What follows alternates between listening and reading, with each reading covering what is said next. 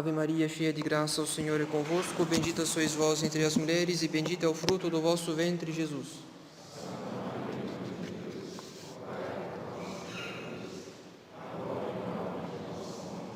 Divino Menino Jesus, abençoai-nos. Nossa Senhora das Dores, rogai por nós. São João Bosco, rogai por nós. Em nome do Pai, do Filho e do Espírito Santo.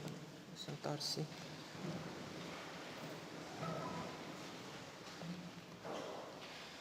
Caros fiéis, hoje é o domingo da 60ª e faltando um domingo para o início da Quaresma, a Igreja se serve da parábola da semeadura para preparar o nosso espírito com certas disposições muito necessárias ao tempo de penitência.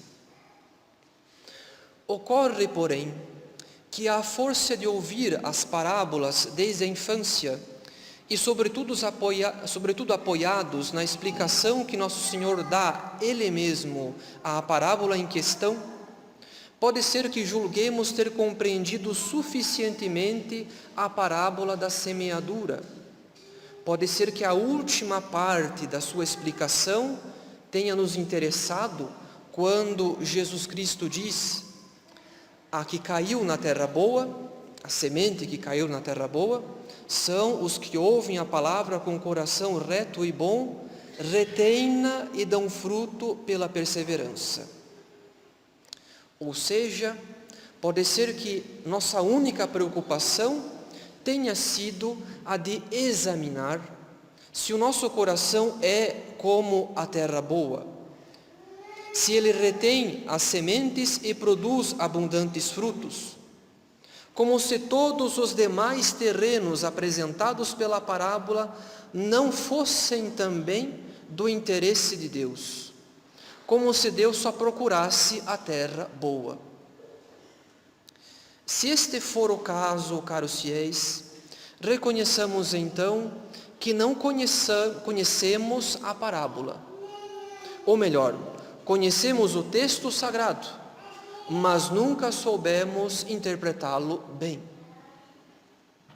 Por essa razão, façamos o exercício de ouvir hoje a parábola da semeadura como se fosse algo novo, prestando atenção em todas as suas partes, porque a lição espiritual que precisamos tirar da parábola necessita da atenção a todas as suas partes.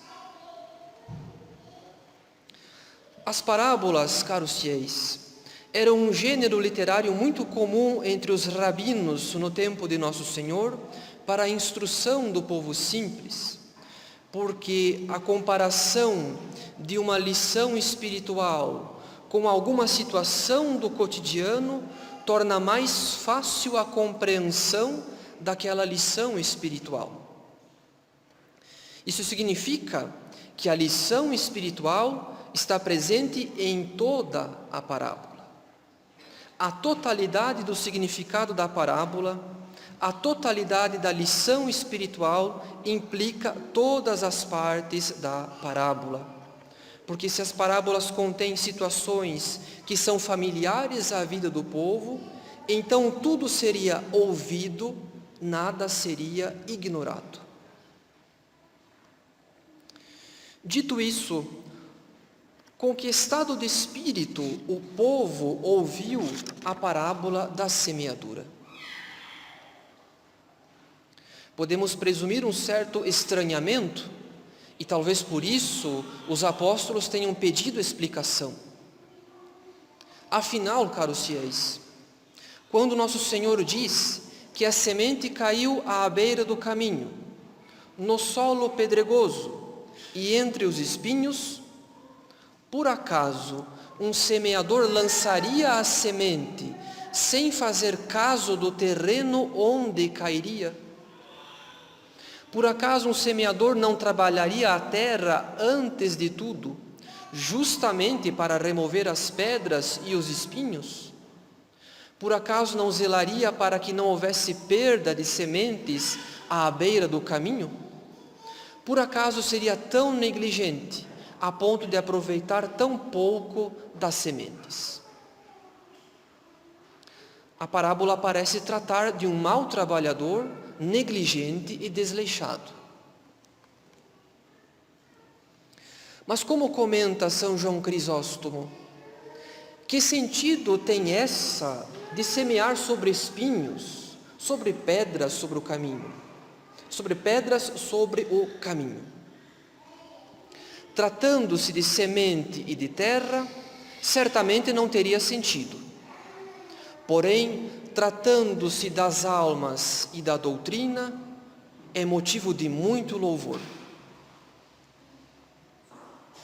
Isso porque o cerne da parábola, caros fiéis, não é propriamente a terra boa. O cerne da parábola é a atitude do semeador. O semeador representa o Verbo de Deus, que graças ao mistério da encarnação veio a este mundo não para destruir a terra tomada de pedras e de espinhos, mas para lançar em todos os terrenos a semente da sua palavra. Conforme o comentário de São João Crisóstomo, assim como o semeador não distingue o campo que tem diante de si, mas lança claramente com indiferença as sementes, assim também ele não diferencia os pobres dos ricos, nem os sábios dos ignorantes, nem os preguiçosos dos diligentes, nem os bravos dos covardes, mas, no que depende dele, a todos fala sem reservas, ainda que prevendo o que há de suceder, de modo que se possa dizer com propriedade, e aqui São João Crisóstomo cita o profeta Isaías, que se poderia fazer por minha vinha que eu não tenha feito. O cerne da parábola, portanto, caros fiéis, é a atitude misericordiosa do semeador, que semeia indistintamente em todos os campos, que prevê a perda de boa parte, da maior parte das suas sementes. Ele sabe que o nosso coração é como um caminho, por onde passam tantos viajantes, porque em nosso coração transitam muitos pensamentos vãos. Nosso Senhor sabe, portanto, que o nosso coração é vão e instável. Ele sabe também que o nosso coração é como o solo pedregoso, no qual a semente não pode deitar raízes, porque em nosso coração há muito entusiasmo e pouca ordem, há sentimentalismo ao invés de constância. Nosso Senhor sabe, portanto, que nosso coração é frágil e inconstante.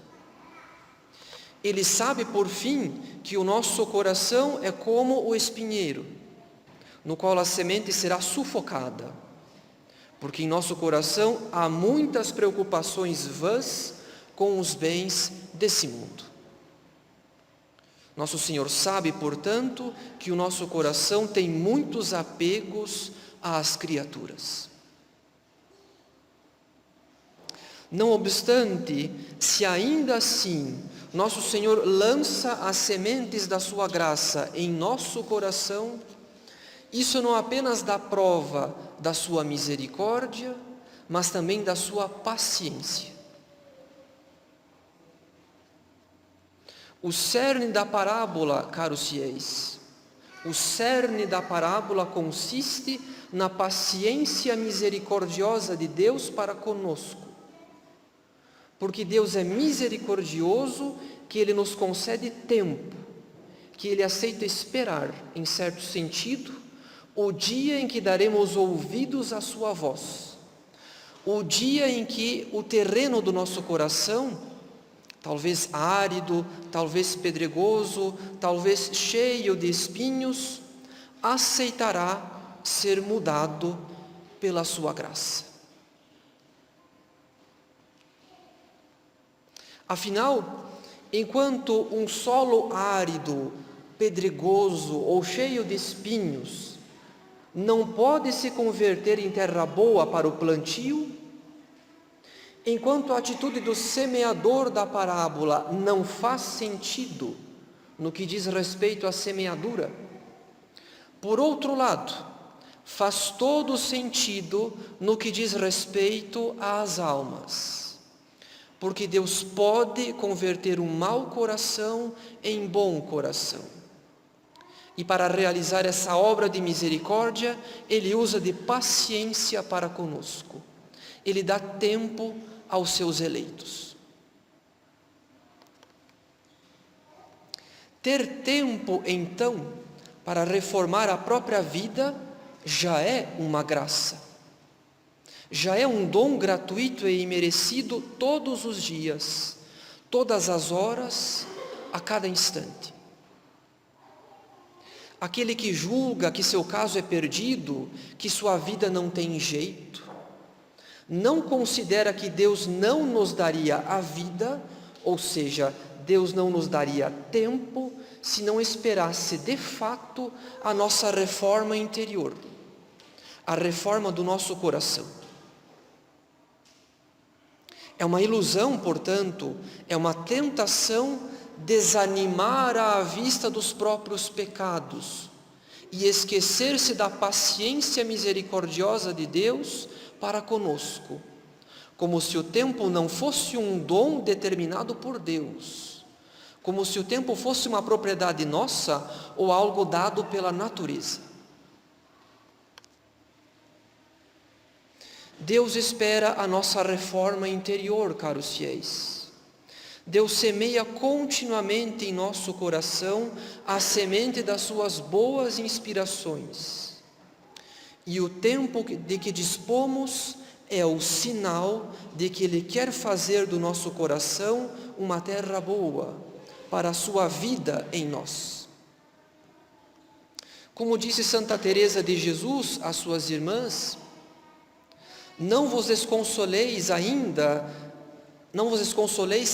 que não respondais logo ao Senhor, que bem sabe Sua Majestade aguardar muitos dias e anos, em especial quando vê perseverança e bons desejos. Ou seja, se uma alma quer aproveitar o tempo, ainda que a sua devoção seja tão imperfeita, se uma alma quer aproveitar o tempo, muito mais Deus quer usar de paciência com essa alma. Nosso Senhor sabe que a nossa reforma interior não é obra de um só dia. Ele sabe que os nossos vícios precisam de tempo para serem extirpados e por isso usa de paciência para conosco. Por outro lado, não podemos desperdiçar o tempo, que é uma graça, retardando o nosso combate espiritual para depois, para amanhã. A chave para fazer bom uso da paciência misericordiosa de Deus, caros fiéis, é a perseverança.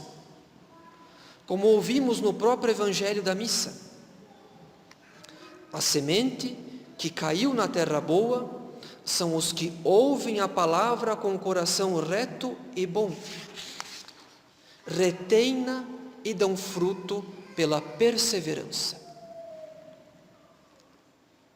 É pela perseverança que fazemos bom uso da paciência de Deus para conosco.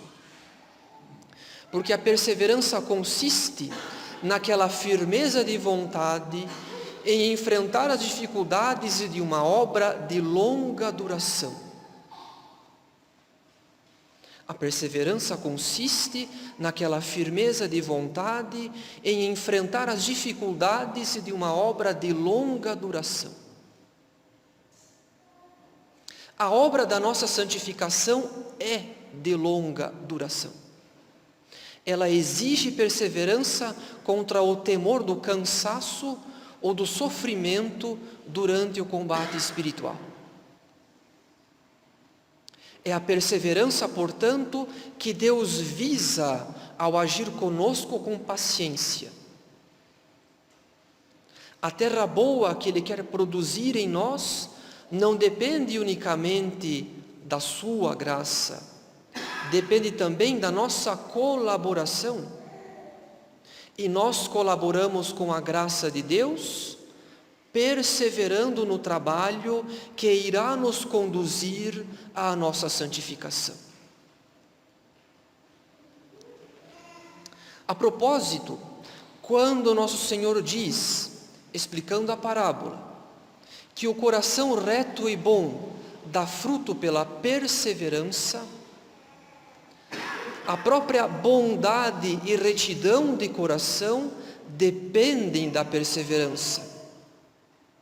Porque, a não ser que haja uma graça extraordinária, a bondade e retidão de coração também se obtém com o tempo, também dependem de muitas purificações. A perseverança, portanto, não é a disposição de alma exclusiva dos bons e dos perfeitos. Pelo contrário, é a virtude que conduz as almas à bondade e à perfeição. Pois, como lemos em São Tiago, mas é preciso que a paciência, ou numa tradução literal, é preciso que a perseverança efetue a sua obra, a fim de serdes perfeitos e íntegros, sem fraqueza alguma.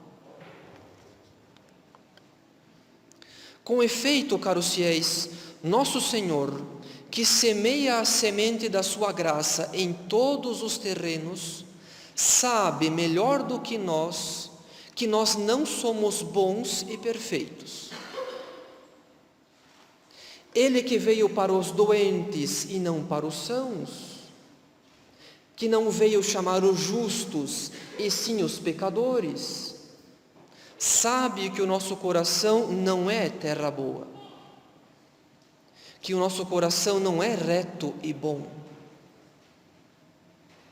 Ele não veio à procura da nossa bondade, Ele veio produzir em nós a bondade.